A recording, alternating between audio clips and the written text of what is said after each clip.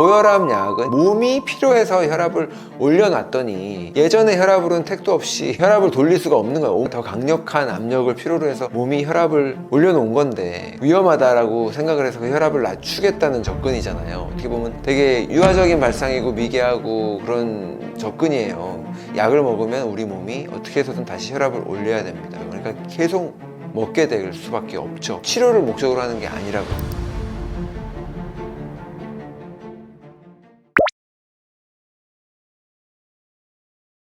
고혈압 환자분들한테 병원에서 이제 가장 금하는 게 소금이잖아요. 예, 근데 저희 기능의학에서 소금 되게 중요하게 여기거든요. 우리가 소금을 먹으면 혈압이 올라가는 게 관측되는 거는 맞아요. 근데 운동을 하면 혈압이 올라가는데 운동을 하지 말라고 얘기하지 않거든요. 우리 몸에서 이제 근육을 수축하고 이완을 하고 정상적인 작동을 하려 그러면 이 전해질의 균형이 되게 중요하고, 예, 칼슘과 소금, 나트륨 이 밸런스도 되게 중요한 역할을 하는데, 저염식을 하게 되면은 근육이 제대로 작동을 할 수가 없게 되는데, 혈관도 근육입니다. 혈관이 그냥 단순한 빈 빨대 같은, 플라스틱 빨대 같은 그 느낌이 아니에요. 이것도 심장만 근육인 게 아니라 혈관도 다 전체적으로 근육이 있고, 이 혈관이 잘 확장도 해주고 이완도 해줬다가 조여줬다가 해야지 혈압이 정상적으로 조절이 되는 거거든요. 근데 그거를 정상적인 근육 활동을 우리가 기대를 하려고 그러면은 나트륨, 소금의 역할이 되게 중요하기 때문에 오히려 소금을 줄이는 거는, 너무 혈압이 높은 환자한테 지금 먹지 말라고 할지는 모르겠지만 소금이 결핍이었던 것이 원인이 될 수는 있거든요. 고혈압 환자분들 같은 경우는 소금을 일부러 많이 먹을 필요는 없죠. 치료제가 아닌데. 그게 아니라 소금이 저염식이 오히려 더 고혈압의 처음에 원인이 될 수도 있었는데 오히려 고혈압을 계속 더 악화시키는 요인이 될 수도 있기 때문에, 그 부분에 대한 공부가 좀 필요하세요. 그래서 이걸 좀 알아보시고 적당히 필요한 농도, 그리고 이 소금이라고 하는 거는 단순한 나트륨뿐만이 아니라 정제염이 아니라 미네랄이 많이 들어있는 소금들이 많잖아요. 그런 것들은 오히려 도움이 더 됩니다. 고혈압 환자분들한테 먹으면 오히려 좋은 음식들이 있죠. 일단은 기본적으로 채식을 하게 되면은 혈압이나 염증 같은 경우는 굉장히 빠르게 정상화 되거든요.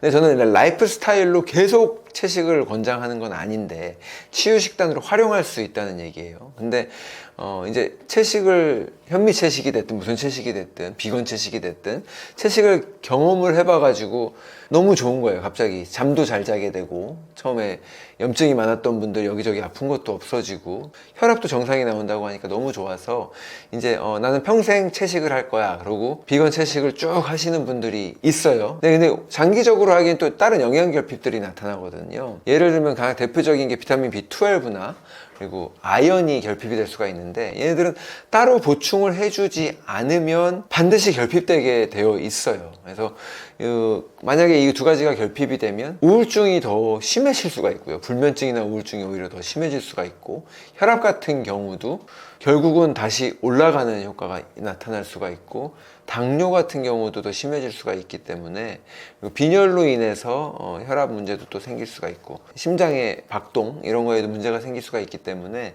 그 결핍되지 않도록 유의하셔야 될 필요가 있습니다.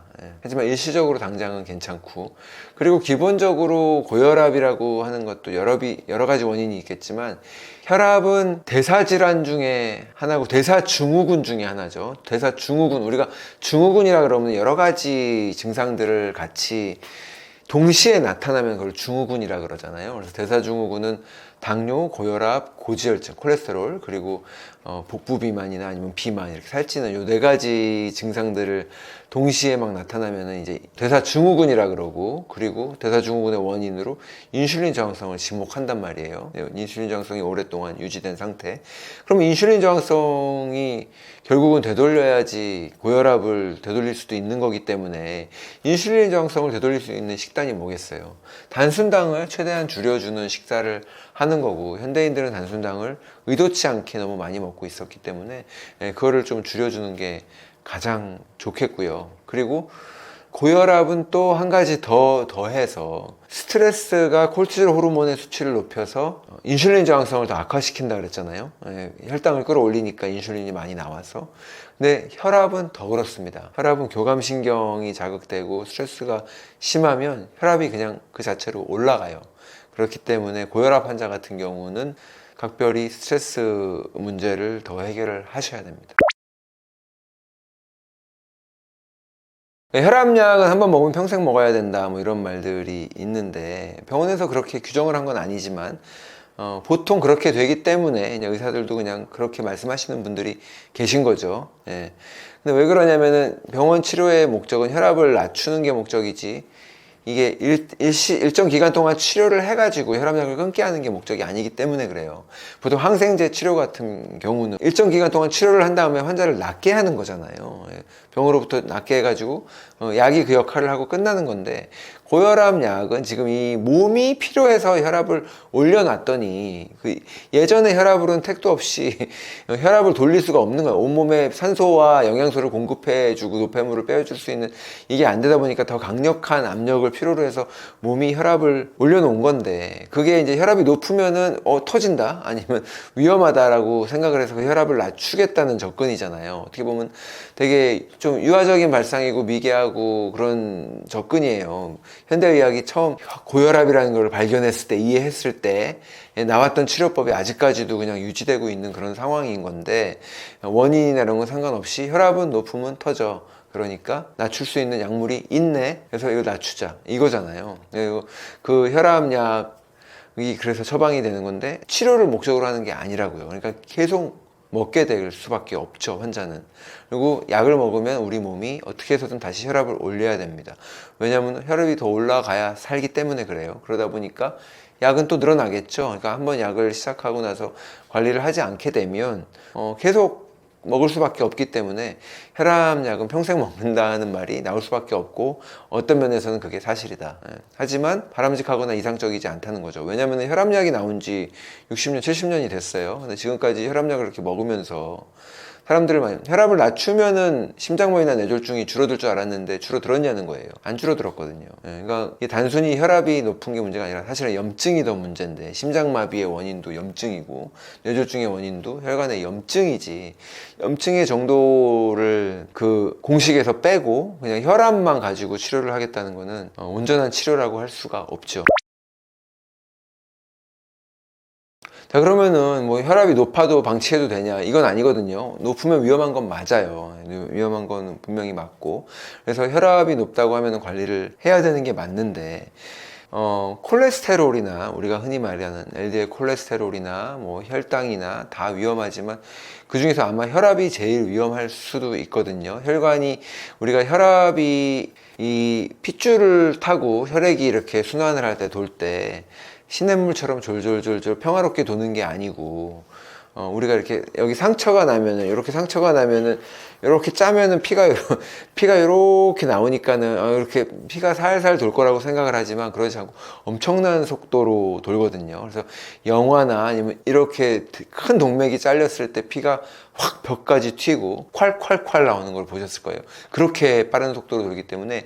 근데 이거 평생을 쉬지 않고 돌고 있고, 이 혈관벽이 얼마나 튼튼해야겠어요. 그리고 이 혈관, 그렇게 한 길로만 가는 것도 아니고 가면서 가면서 혈관이 가지를 치면서 곳곳으로 가는데, 이 가지 치는 곳에서는 막 와류 현상도 일어나고 그러기 때문에 굉장히 많은 압력을 받고 손상이 되기가 쉬워요. 그래서 이 혈압이 높아지면 그만큼 더 혈관벽에는 무리가 가고 혈관벽에 손상이 있을 수 있기 때문에 혈압이 위험한 건 맞습니다. 그래서 혈압을 낮춰야 되는데, 혈압을 낮추려면 여러 가지 방법이 있겠죠. 저는 물론 약물로 할 수도 있고 다른 음식으로, 아까 채식을 똥하고 이런 것들이 빨리 혈압을 일시적으로 낮춰서 잠깐 동안 하기에는 괜찮다라고 말씀을 드렸지만, 운동도 두 가지가 있거든요. 혈압을 낮출 수 있는 운동이 두 가지가 있는데 하나는 숨쉬기 운동입니다. 숨쉬기 운동이고 다른 하나는 등척 운동이에요. 하나씩 알아볼게요. 숨쉬기 운동 같은 경우는 숨쉬기 운동이 아니라 그냥 숨쉬기라고 얘기할게요. 심호흡.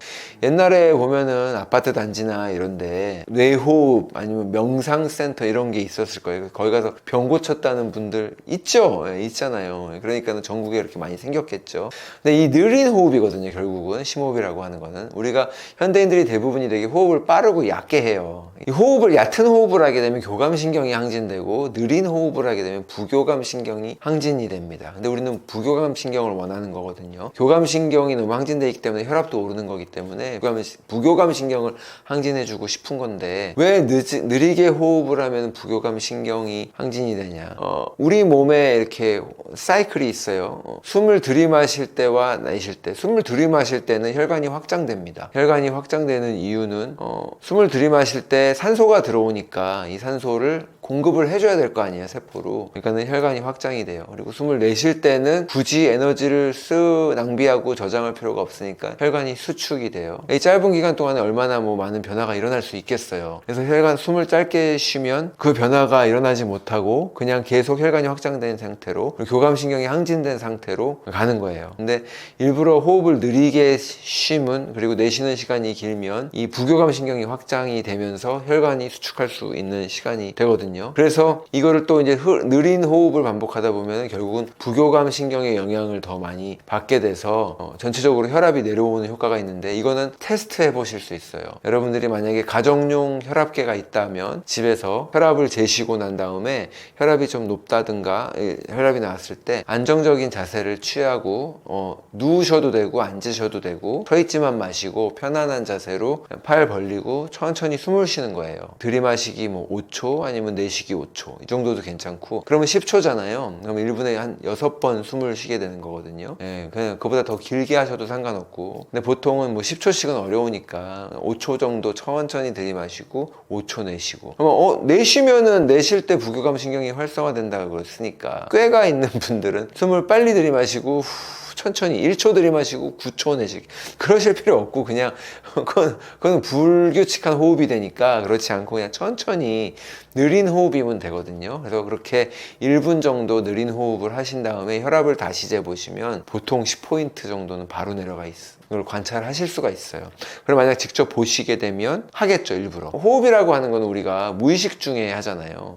자율신경이라고 있어요. 우리 몸이 알아서 심장 같은 경우는 내가 원하지 않더라도 어쩔 때는 빨리 뛰고 어쩔 때는 느리게 뛰잖아요. 제발 심장아 나대지 마 해도 두근두근 할 때가 있고 자기 멋대로 자율신경이에요. 음식도 마찬가지죠. 내가 음식을 먹어놓고 잠깐 소화하지 말고 있어. 이게 안 되죠. 들어오면 위는 바로 작동을 해서 음식을 소화시킨단 말이에요. 근데 호흡이라고 하는 거는 이것도 일종의 자율신경이지만 사실 근육신경이 이렇게 컨트롤을 받고 있는 거예요. 자율신경의 반자율신경의 컨트롤을 받고 있는 건데 그래서 우리가 잠을 잘 때도 신경을 안 써도 호흡은 무의식 중에 하고 있다고요. 하지만 다행히도 우리가 환경막을 조절해서 호흡을 조절할 수가 있으니까 이 숨 쉬는 속도나 아니면 숨을 일시적으로 멈추는 거는 가능하잖아요. 그렇기 때문에 이 호흡을 일부러 천천히 쉬는 거를 의식적으로 하다 보면 숫자를 세야 되니까 일단 잡념 딴 생각을 못 하겠죠. 그 스트레스 받는 상황을 내가 너무 화나는 상황이 있을 때 빨리 호흡하시라는 거예요. 그러니까 호흡하면서 일단 그걸 하고 이 일부러 호흡하는 거를 여러 번 하다 보면은 습관이 붙어서 내가 무의식 중에도 느린 호흡을 하게 되는 거거든요. 그렇지 않고 반대로 아무 생각 없이 하면은 맨날 긴장하고 흥분된 상태로 살다가 그 빠른 호흡이 습관이 돼서 대부분의 사람들은 특히 여성분들, 젊은 여성분들 이렇게 잡아다가 숨 쉬는 거 검사를 해보면 빠른 호흡을 쉬고 있는 분들이 더 많단 말이에요. 근데 우리가 원하고 필요한 건 느린 호흡이기 때문에 일부러 느린 호흡을 의식적으로 하다 보면 우리 몸의 그 사이클이 몸에 배에서 나중에 무의식적으로도 호흡이 느려지는 그렇기 때문에 느린 호흡을 꼭 추천드리고요. 일종의 느린 호흡 같은 경우는 명상의 효과도 있는 거고 기도의 효과도 있는 거기 때문에 느린 호흡, 부교감 신경을 활성화할 수 있는 느린 호흡 꼭 하시라고 알려드리고 있어요. 그리고 또 하나는 등척 운동인데 여러 가지 운동들이 있죠. 원래 아까 고강도 인터벌 트레이닝이 길게 진을 빼면서 운동하는 것보다 인슐린 저항성을 되돌리는데 좋다고 말씀을 드렸는데 등척 운동도 굉장히 효과가 있어요. 등척 운동이라고 하는 거는 움직임이 없는 운동이에요. 그러니까 예를 들면 플랭크라든가 아니면 월 스쿼트라 그래가지고 이 스쿼트 자세로, 스쿼트는 앉았다 일어나는 거잖아요. 앉았다 일어나는 게 아니라 이 스쿼트로 자세로 내려간 자세에서 무릎이랑 골반이 90도로 이렇게 꺾인 자세로 벽에 기댄 자세로 이렇게 있는 거거든요. 이것도 이제 허벅지에서 불이 나겠죠. 예, 처음부터 오래 할 수는 없겠는데 보통 이 등척 운동을 2분 정도 하라고 하거든요. 그러니까 처음부터 2분 할 수 있는 분은 많지 않아요. 그래서 30초밖에 못하면 할 수 없고 30초 했다가 쉬었다가 다시 하면 되고 이런 식으로, 아니면 30초 하고 말고 다음날 또 하면은 그 다음날은 40초 할 수 있겠죠. 그러다 보면 2분까지 가는 거는 쉽게 금방 가니까. 그래서 영국의 이제 스포츠 의학 저널에서 연구를 했어요. 1990년에서 2023년 33년 동안 임상시험 270개를 들여다봤어요. 그러니까 한 15,800명 이상을 들여다봤는데 5가지 운동을 비교를 했어요. 그 중에 하나는 유산소 운동, 우리가 아는 유산소 운동, 그리고 근력 저항 운동 있죠. 웨이트를 들이는 근력 운동, 그리고 또 이제 2가지를 합친 혼합 운동, 그리고 고강도 인터벌 트레이닝, 아까 말씀드린 고강도 인터벌 트레이닝, 그리고 이 등척 운동, 이 5가지를 봤거든요. 그러니까 2분간 근육을 이렇게 수축했다가 다시 이완하는 이 등척 운동이 가장 혈압을 낮추는데 효과가 있었어요. 왜 그러냐면은 이 꼼짝도 안 하고 우리 근육을 이렇게 움직일 때는 근육이 수축하고 이완되면서 사실 펌프질 효과가 나죠. 그래서 모든 운동은 좋습니다. 여기 있는 운동이 다 좋은데 그중에 등척 운동이 혈압에 유난히 좋았던 이유는 2분 동안에 이 자세를 한 가지 자세, 플랭크가 됐든 월 스쿼트가 됐든 한 가지 자세를 그렇게 꼭 유지를 하고 있으려고 하면은 근육이 수축된 상태에서 가만히 있는 거예요. 그리고 나서 결국은 운동이 끝나잖아요. 그러면 그때 이완을 할 때 더 드라마틱하게 혈액이 쫙 몰리면서 혈류량이 증가하기 때문에 혈압을 낮춰주는 효과가 있다, 이렇게 보고 있거든요. 등척 운동을 하실 때 처음부터 너무 또 이것도 시간 2분이 중요하다고 했으니까 2분을 하려고 하면서 등척 운동도 부상이 있을 수 있어요. 다른 운동과 마찬가지로. 그래서 그렇게 무리하실 필요는 없고, 항상 간헐적 단식이 됐으면 처음에 내가 할 수 있는 만큼만 12시간부터 시작해서 천천히 늘려가듯이 등척 운동도 시간을 그냥 천천히 마음 편하게 먹고 늘려가시다 보면 어느 순간에 금방 뭐 2분 정도는 아무렇지도 않게 할 수 있게 되니까 그렇게 늘려가시는 게 좋습니다. 혈압이 완전 정확할 수는 없잖아요. 상황이 있을 수 있고, 병원에 헐레벌떡 뛰어온 환자도 있고, 늦어서 날씨가 더울 수도 있고, 아니면은 병원에 오기 전에 좀 전에 전화 통화했는데 너무 열받았을 수도 있고, 선생님 만나면 긴장할 수도 있고, 그래서 잘못 오류로 측정되는 경우가 많아서 혈압은 여러 번 측정하라 그러거든요. 보통 3번을 측정을 하는 게 기본이죠. 이게 안 지켜지는 경우도 있긴 한데 대부분 근데 병원에서 혈압 한 번 재고 혈압이 높으면 선생님이 한 번 더 재요. 그걸 믿지 않기 때문에 확인은 하는데 혈압을 여러 번 재는 게 좋고, 그러니까 혈압을 재는 자세도 되게 중요하죠. 일단은 되게 편안한 자세에서 재야 되고, 이렇게 앉은 자세에서 재는 게 제일 좋고, 눕거나 앉은 자세에서 재는 게 중요한데, 그런 것들이 무시되고, 가정용 혈압계로 잴 때 그런 것들이 이제 무시되면서 잘못 재는 경우들이 있어요. 재면서 떠들기도 하고, 또 일어나기도 하고, 만지기도 하고, 이렇게 하면은 정확한 혈압을 잴 수가 없으니까. 근데 하지만 혈압이라고 하는 거는 이제 환자분들 가정에서 혈압을 잴 때도 어느 순간 한 번만 재는 건 아니잖아요. 그러니까 여러 번 재서 그 레퍼런스를 가지고 관찰을 하는 게 중요하죠. 그러니까 혈압 같은 경우는요, 물론 음식 같은 것도 중요하고, 인슐린 저항성의 원인으로 인해서 일어나는 대사 질환의 대사 증후군의 하나이기 때문에 식습관도 중요하지만, 아까 말씀드린 것처럼 스트레스가 더 큰 영향을 주는 거, 그 4가지 중에서 인슐린 저항성의 질환 4가지 중에서 스트레스 영향을 가장 크게 받는 거 같아요. 그래서 혈압 환자분들은 그 부분을 꼭 유념하셔가지고, 근데 이 스트레스를 낮출 수 있는 게 뭐가 있겠어요?